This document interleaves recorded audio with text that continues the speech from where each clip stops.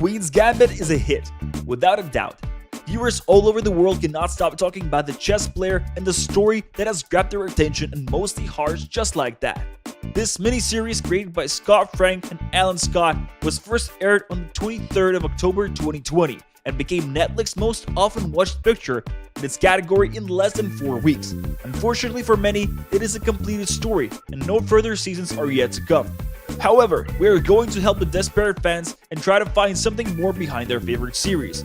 A few answers, a few hidden thoughts, some interesting facts, all of these you may see in this video, and get even deeper in the life and adventures of Beth Harmon, played by Anya Taylor-Joy, an orphan and a chess player whose story has spread across the world almost at the speed of light. 12 things you missed in Queen's Gambit. 1. The story is based on a book of the same title, written by Walter Tevis. But you have to note that it is not the first time somebody took an interest in it. Can you imagine that 20 years ago, no one other than Heath Ledger was thinking of debuting as a director, and he was taking under consideration that exact book. There was even a candidate for the role of Beth, the actress known from such productions as Inception or Umbrella Academy, Ellen Page. For Heath, the story of a talented child with addictions, admired by many yet having incredible problems with herself, was something he truly understood and wanted to show on screen. Hey, if you are interested in some more secrets and interesting facts hidden in your favorite productions, subscribe to our channel and like it, just to make sure you will not miss any of our other videos and ideas. 2. Another famous name that we can connect with the series is Garry Kasparov. That well-known and admired chess master was taken under consideration for the role of Borgov. Scott Frank thought that he would make a great appearance and of course be natural in the game. However, Kasparov definitely refused, claiming that he would be much more useful behind the camera. 3. And we have to say that Kasparov's help was in high demand. Can you believe the fact that most of the actors had no idea how to actually play chess? It took two great minds to create the world of Queen's Gambit as it is. Garry Kasparov and Bruce Pandolfini gave the actors proper lessons, but also prepared all the moves and sequences we can watch in the series. They instructed them how to play and what to do at the chessboard. And we have to admit that they did a great job. 4. Although the cast had to learn how to play from the scratch, we cannot say that while watching the series itself. The whole thing was done so well that nobody would say Anya Taylor-Joy is not an actual chess player, at least the basic one.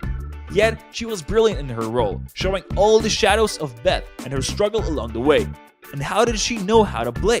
Well, she was not preparing ahead. All the moves were given to her just before shooting, so they could stay fresh and vivid during the shot. It takes a lot of acting skills to be able to remember them along with the lines you are supposed to say and the gestures you are supposed to make. Well done, Anya. 5. Yes, we do believe her. We believe her character, and that is a great success of the whole series. Step by step, day by day, she had no other choice than to master her skills and get better. And although she started shooting with almost no knowledge of the game, we might guess that with time she has become much better and not easy to compete with. Anya herself claims that she can be proud of how quickly she was able to acquire all that knowledge, and stepping into that world for the first time, developing with a character, and exploring the magical world of chess had made the whole story even more enjoyable and believable at the same time. It was not only her who had to learn a lot during shooting.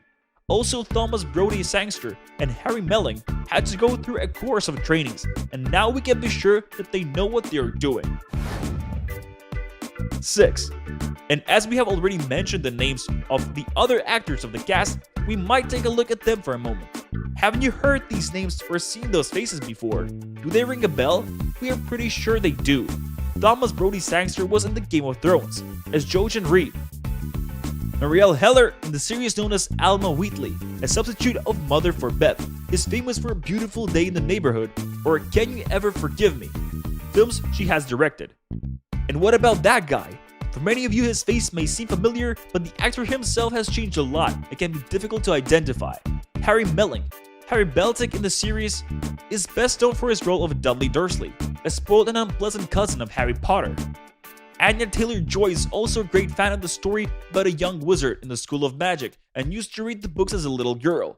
It is actually thanks to that series that she has learned to speak English well, and we can only assume how many common topics the two of them had on set. 7. The characters in this series have their own characteristic way of moving and reacting to things. Beth is a woman in the world full of men, and the production decided to emphasize the difference between those two worlds. The actress herself said that it was her priority to be strong and decisive, yet at the same time to do it with that feminine touch. Fast forward, yet with the gracious steps to show that she indeed had a significant body language, delicate and womanlike. If we take a closer look at the rest of the characters, we might find some more small gestures and behaviors that distinguish them. Benny Watts. We mean Thomas Bordy Sangster, for example, was playing with his ring each time he was unsure and stressed. Take a look at him at the chessboard. 8. Beth is easily recognized mainly thanks to her beautiful red hair. As Anya is blonde, the production supplied the actress with few wigs, which gave her that exceptional look. A little bit connected with the Weasley family from the Harry Potter series, isn't it? Well, this time it is Beth, the prodigy chess player, who happens to be red-headed, and it suits her, we have to admit. 9. Beth struggles with a lot of demons from her past. Growing up in an orphanage is quite a trauma, and the children are given special drugs to keep them calm and easy to control. Yet that supplies them with a bundle to carry for the rest of their lives, as substance abuse is one of Beth's main problems. The drug called Xanzalam, that we can see as a green pill in the series, is not a real one. That tranquilizer was invented for the story and cannot be found in our chemists. 10. And have you ever taken notice of Beth's lipstick? Such a small detail, yet still showing us something and carrying a message. As you might see, at least now. When we have attracted your attention to it, the color of Beth's lips changes throughout the series. It gets more and more intense, underlying her growing up and her empowering. It is also a kind of connection with Alma, a woman who becomes like a mother to the young chess player.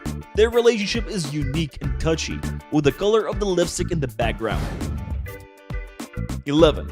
So how much of the real world of chess is there in Queen's Gambit? Let's check it with Dylan Loeb McLean, a person who wrote for the Times for 8 years, including articles about chess as he is a chess master himself.